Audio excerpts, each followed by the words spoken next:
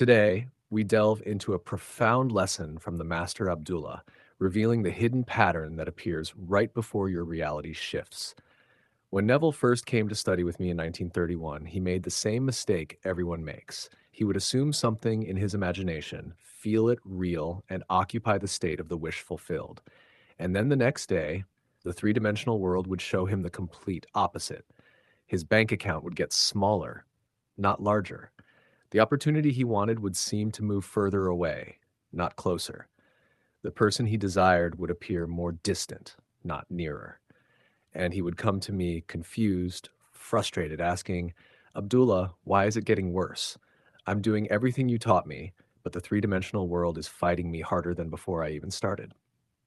I would look at him and say nothing for a moment. Then I would ask him one question. Neville, when you planted seeds in your garden in Barbados as a boy, did you dig them up every day to check if they were growing? You see, most people fail not because the law doesn't work. They fail because they don't understand what's happening in that space between assumption and manifestation. That bridge of incidents must be crossed. And here's what I observed teaching this for decades. There's a specific pattern that appears right before your reality shifts, a series of signs that tell you your assumption is about to harden into fact. But these signs don't look like what you expect. In fact, they look like the opposite of what you want.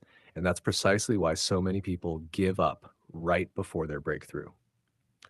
So, let me tell you what's really happening when your three dimensional world seems to intensify in opposition to your assumption.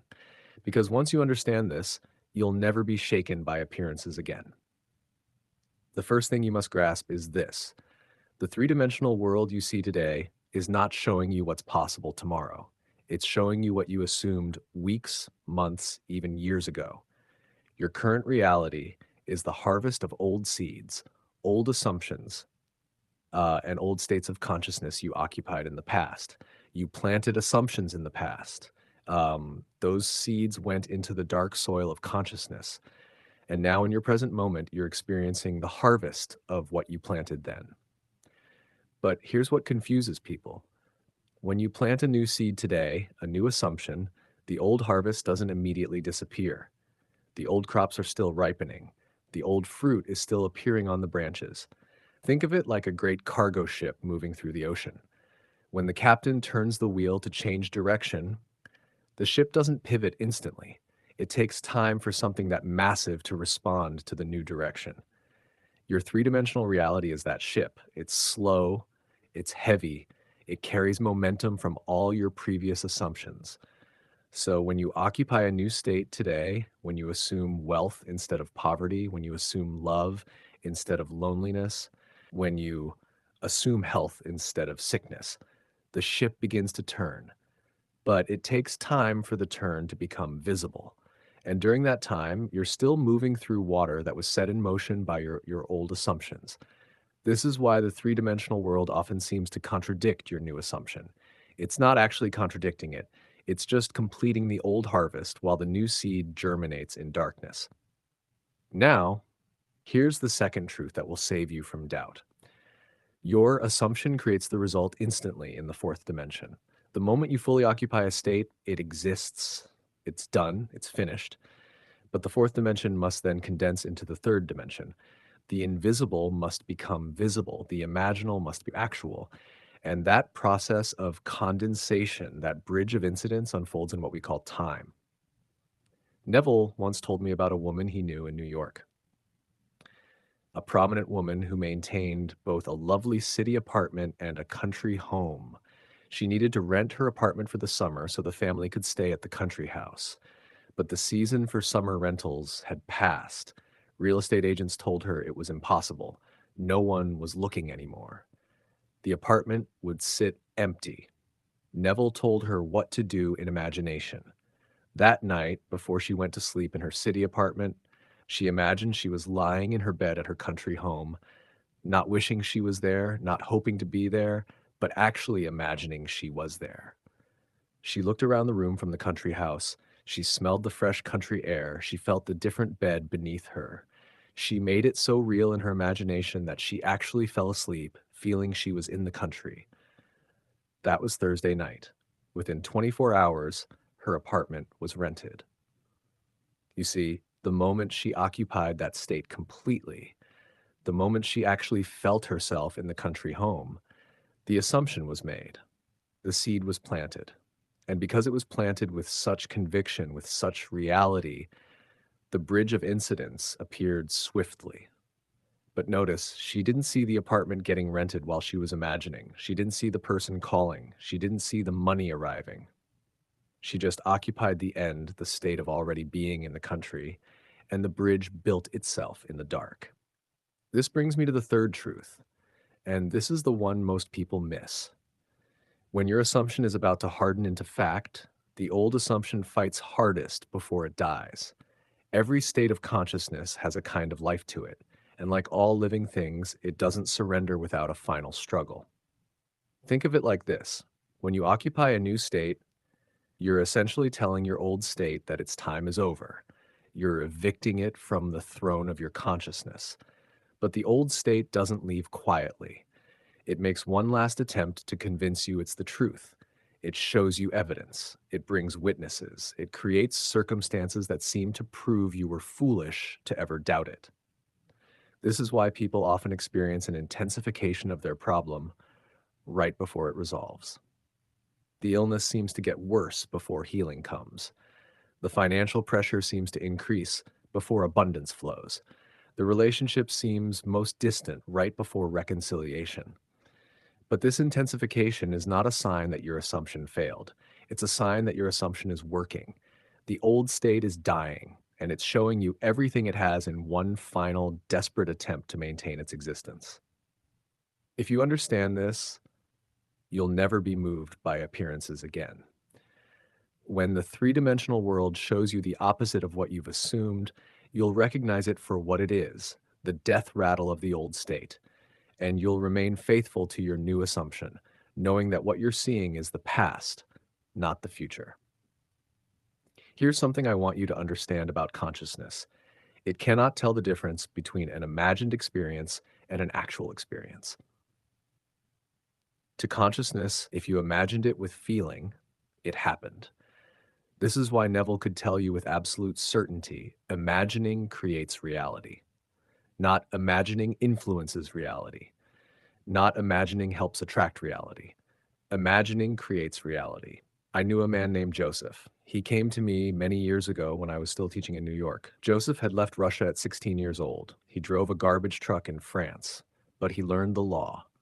He understood how consciousness operates. Joseph went on to become extraordinarily wealthy. He built businesses in multiple countries. He paid tens of thousands of dollars in rent each year for his operations. But here's what made Joseph different from others. He never dunned his customers. When people owed him money and the payments were long overdue, he never sent angry letters. He never made threatening phone calls. Instead, Joseph would sit quietly alone. And in his imagination, he would write a thank you letter to the customer, a letter thanking them for the receipt of their check. He would imagine writing it. He would imagine the feeling of gratitude. He would imagine folding the letter, addressing it, and mailing it. And within 4 days, without fail, the check would arrive. 4 days. Now, think about what Joseph was doing. He wasn't trying to make something happen. He wasn't forcing reality to change. He was simply occupying the state of already having received the payment. To his consciousness, when he imagined thanking them for the check existed. It was done. And because he assumed it so completely, the three-dimensional world had no choice but to conform to his assumption. Now, let me tell you something about faith that changes everything. Now, faith is the substance of things hoped for, the evidence of things not seen. Read that again carefully. Faith is the substance, not faith leads to the substance, not faith attracts the substance. Faith is the substance. What you assume in consciousness is more real than what you see with your eyes. What you feel in imagination is more substantial than what you touch with your hands. This is why I could tell Neville with absolute certainty about his desire to travel to Barbados to see his family. When he came to me saying he had no money for the ship, no means to make the voyage, I told him, "You are in Barbados." Even when he was standing in my apartment in New York, even when he had no money, even when every circumstance said it was impossible, I said this because in consciousness, he was already there. And consciousness is the only reality. The three-dimensional world is just the shadow of consciousness, the effect, not the cause. When he kept coming back to tell me nothing had changed in his outer world, I would shut the door in his face and repeat, "You are in Barbados." Not as encouragement, not as hope, but as fact, as the only truth that mattered. So when your three-dimensional world shows you lack and you've assumed abundance, which one is real? The assumption is real. The lack is just the dying echo of an old assumption. When your three-dimensional world shows you sickness and you've assumed health, which one is real? The assumption of health is real. The sickness is just the harvest of an old state ripening in its final season. When your three-dimensional world shows you loneliness and you've assumed love, which one is real? The assumption is real. The loneliness is just the shadow of who you used to be. Here's what I observed over decades of teaching. The moment right before your breakthrough looks exactly like a breakdown. The moment right before your reality shifts looks like a complete contradiction to your assumption. And this is by design. This is how consciousness tests your faithfulness to the new state. Think of it like this. If you occupy a state of wealth, truly occupy it, and then you see a bill you can't pay, what do? If you panic, if you worry, if you feel poor, then you've left the state of wealth. You've returned to poverty, and poverty will continue to be your experience.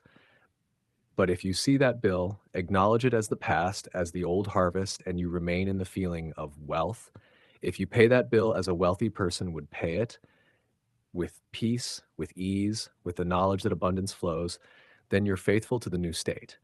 And faithfulness to the state is what causes it to harden into fact. Steadfast, unmovable. That's what's required when the three-dimensional world seems to contradict your assumption. Your assumption. Not stubbornness, not forced positive thinking, but quiet inner certainty. The kind of certainty that doesn't need to argue with appearances because it knows what's real. I remember when Neville finally grasped this truth. We had been working together for some time.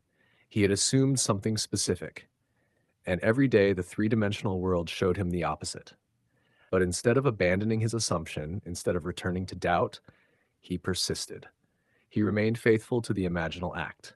He continued to occupy the state of the wish fulfilled, regardless of what appearances told him. And within a short time, his assumption hardened into fact. The three-dimensional world shifted completely to reflect his inner state. Everything he had imagined came to pass exactly as he had felt it would. This is what I want you to understand. When you see the three-dimensional world intensifying in opposition to your new assumption, don't be moved. Don't waver. Don't return to the old state, because that intensity is the sign that your assumption is working. The old state wouldn't fight if it wasn't threatened. It wouldn't resist if your new assumption wasn't powerful.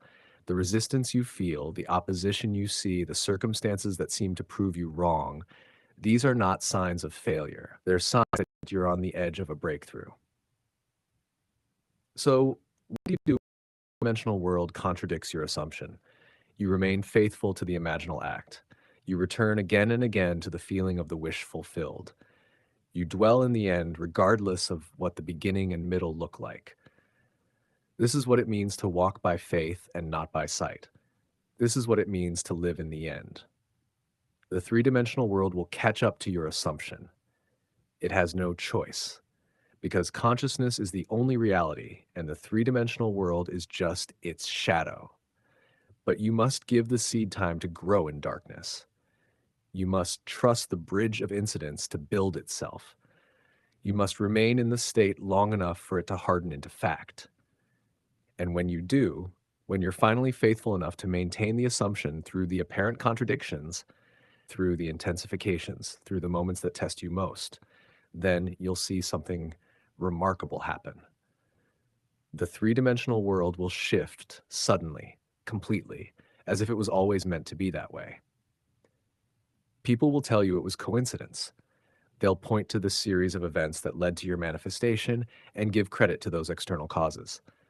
But you'll know the truth.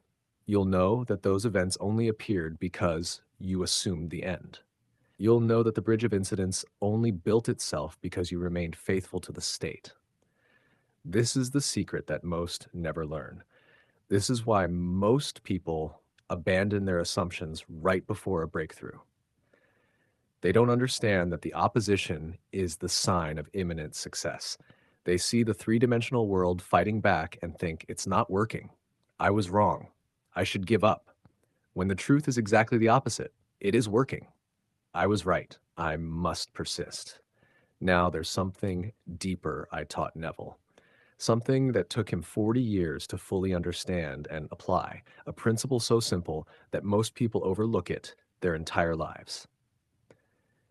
I've created a teaching on this exact principle. It's appearing on your screen right now. The title is I Taught Neville. It took me 40 years to learn this.